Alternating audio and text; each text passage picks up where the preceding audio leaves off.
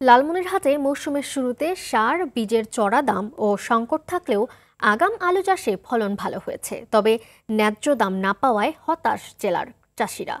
এদিকে চাহিদার তুলনায় উৎপাদন বেশি হওয়ায় এমন পরিস্থিতি বলছেন কৃষি বিপণন কর্মকর্তা। লালমনিরহাট থেকে মিজানুর রহমান মিজানের পাঠানো প্রতিবেদন জানাচ্ছেন সৈয়দা সামিয়া তামান্না। গেল বছর ভালো দাম পাওয়ায় লালমনিরহাটে ১,৩৫১ হেক্টর জমিতে আলু চাষ বৃদ্ধি পেয়েছে। তার মধ্যে আগাম জাতের আলু চাষ হয়েছে ১০ হেক্টর জমিতে। তবে চলতি বছর ভালো ফলন হলেও বাজারে দাম পাচ্ছেন না আলু চাষিরা। পাইকারি বাজারে আলু ৩০ থেকে ৩৫ টাকা দরে বিক্রি হলেও এখন তা কমে ১১ থেকে ১২ টাকায় দাঁড়িয়েছে।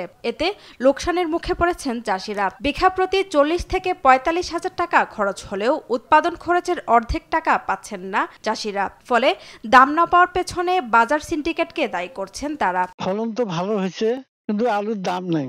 দাম না থাকার কারণে হতাশ। কীটনাশক সার অনেক দাম বেশি, মানে ইউরিয়া সার, ফসফেট, পটাশ সবগুলোর সার বেশি দাম, কিন্তু আলুর দাম উপস্থিত কম।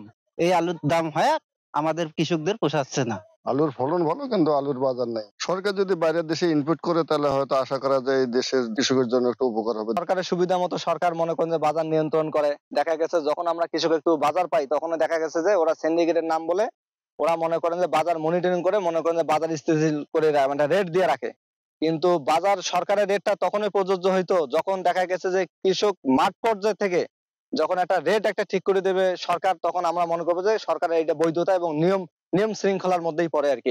এদিকে দাম না পাওয়ায় চাহিদার তুলনায় আলু উৎপাদনকে দায়ী করে আলু দিয়ে বিভিন্ন খাদ্য সামগ্রী তৈরির পরামর্শ দিয়েছেন কৃষি বিপণন কর্মকর্তা। আসলে আলুকে শুধুমাত্র খাদ্য হিসেবে না ব্যবহার করে এটা যদি প্রসেস করা যায়, যেমন হচ্ছে আপনার চিপস এবং হচ্ছে বিভিন্ন ধরনের খাদ্য সামগ্রী, যেমন আপনার সিঙ্গারা থেকে শুরু করে আলুর মিষ্টি, আলুর পরোটা, বিভিন্ন রকম আইটেম কিন্তু তৈরি করা যায়। এবং এই বিষয়ে আমাদের এই কৃষি বিপণন অধিদপ্তর থেকে কিন্তু আমরা প্রশিক্ষণ প্রদান করে থাকি।